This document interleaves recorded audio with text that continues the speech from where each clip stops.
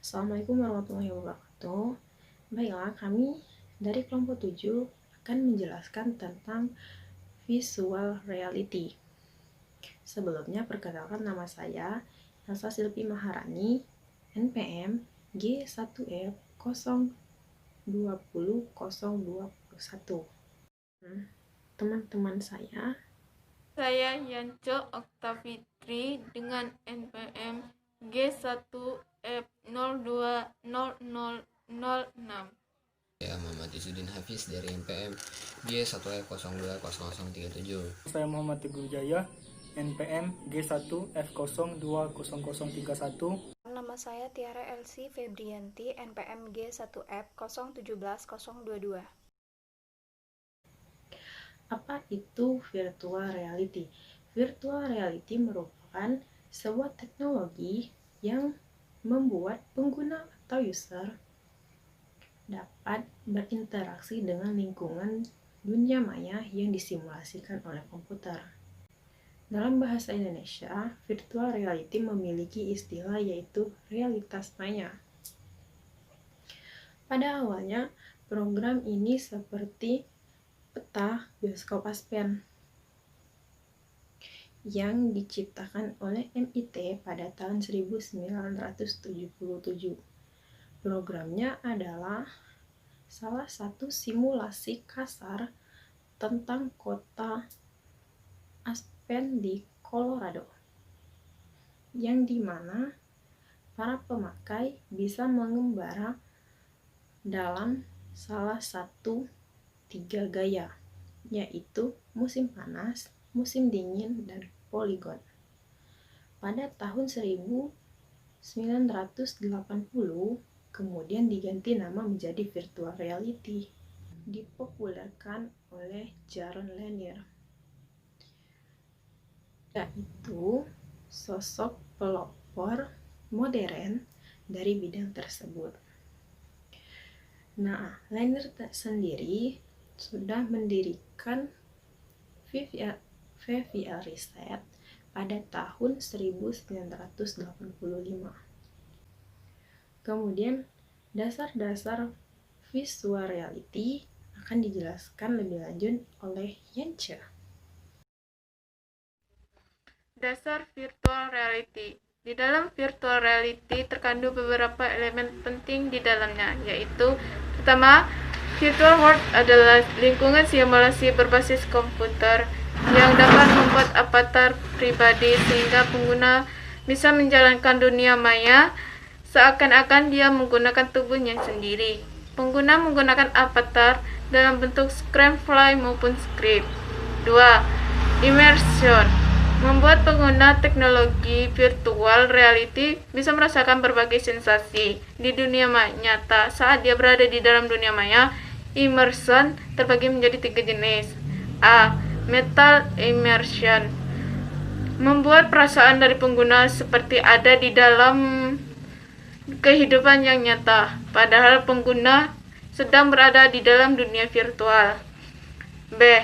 Physical immersion membuat penggunanya merasakan bahwa fisiknya berada di dalam dunia virtual. C. Mentally immersion membuat penggunanya merasakan sensasi untuk larut di dalam virtual world. 3. Sensory feedback berfungsi untuk menyampaikan virtual world ke indera penggunanya. Dengan elemen ini pengguna bisa mendengar, melihat, dan merasakan sentuhan yang didapat di dunia virtual. 4. Interactivity berfungsi untuk merespon aksi atau keberadaan dari pengguna sehingga objek yang di sekitar bisa dapat merespon sehingga pengguna bisa berinteraksi dengan objek tersebut. Baiklah teman-teman, pada kesempatan kali ini saya akan melanjutkan penjelasan mengenai bagaimana cara kerja pada virtual reality atau VR.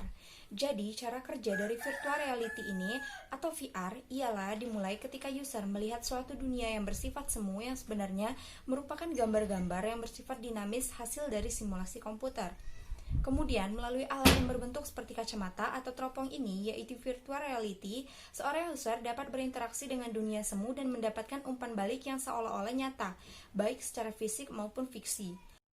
Jadi, dari gambar yang ada di slide, kita dapat melihat interaksi antara user dan virtual reality. Yang pertama ialah memberikan input berupa rotasi atau gerakan pada smartphone yang akan ditampilkan pada virtual reality. Kemudian virtual reality akan merespon dengan menampilkan output atau rotasi gerakan yang disimulasikan dalam virtual reality pada smartphone. Berikutnya saya akan menjelaskan bagaimana detail cara kerja si virtual reality itu sendiri. Virtual reality dijalankan pada smartphone yang memiliki sensor akselerometer dan giroskop dengan layar 5,2-6 inci agar dapat dipasang pada VR atau viewer. Jadi, apabila lebih dari ukuran yang telah ditetapkan, maka smartphone itu sendiri tidak akan bisa dimasukkan kepada VR dan tidak bisa digunakan untuk menampilkan gambar pada VR itu sendiri. Kemudian yang kedua, VR atau Virtual Reality Viewer digunakan seperti menggunakan teropong untuk menciptakan penglihatan stereoskopik dan mengisolasi gangguan dari cahaya eksternal agar mata tetap terfokus. Jadi si VR ini membiarkan user berfokus pada gambar-gambar yang ada pada smartphone yang telah dimasukkan sehingga user merasakan atau melihat yang hanya ada pada smartphone. Sehingga si user merasa bahwa user itu sendiri masuk ke dalam gambar tersebut atau video. Lalu yang ketiga, input diberikan pada smartphone dengan rotasi atau gerakan badan dan kepala. Input ini memiliki nilai sumbu X, Y, dan Z yang diperoleh dari sensor dan diolah oleh smartphone. Ketika user memasuki ke dalam virtual reality, dunia virtual reality yang terhubung dengan smartphone, maka user itu akan merasa bahwa dia benar-benar berada di dalam smartphone, gambar atau video di smartphone. Jadi, apabila seorang user menggunakan virtual reality atau VR, maka user akan merasa bahwa dia benar-benar masuk ke dalam gambar atau video yang diinputkan oleh smartphone ke dalam virtual reality tersebut sehingga merasa bahwa itu benar-benar nyata. Dan apabila si user menoleh ke arah kanan, kiri, atas, dan bawah, maka seolah-olah dia melihat apa yang benar-benar terjadi di dalam gambar tersebut terlihat seolah-olah nyata. Dan yang keempat adalah hasil yang telah diolah disimulasikan menjadi tampilan virtual reality pada smartphone. Baiklah, saya akan menjelaskan dari contoh virtual reality atau VR. Yang pertama ada Cardboard. Cardboard merupakan alat diciptakan oleh Google. Alat ini sangat menarik dan dapat menampilkan dunia VR dan dapat diakses melalui smartphone. Dan dapat juga digunakan dengan Google Earth dan menuju tempat tertentu bersama dengan Cardboard. Dan dapat melakukan tur pariwisata dengan pemandu wisata, menonton video, melihat foto dengan sudut 360 derajat, bahkan sampai mempelajari artefak budaya.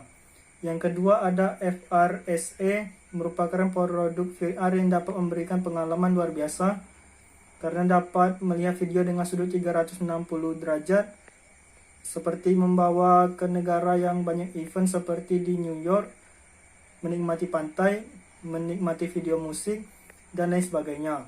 Yang ketiga ada Cardboard Camera. Produk ini banyak memiliki keunggulan, yaitu mengambil gambar dengan sudut 360 derajat sehingga hasil gambar terlihat bagus dan jelas.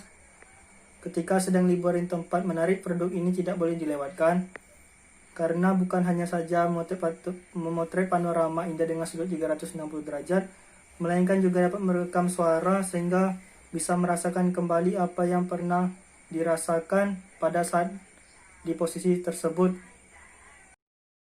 Oke, untuk kelebihannya dari teknologi VR ini adalah pertama, bisa menurunkan angka kecelakaan dalam pelatihan karyawan yang memang memiliki resiko angka kecelakaan yang tinggi, seperti seorang pilot, seorang dokter, dan lain-lain.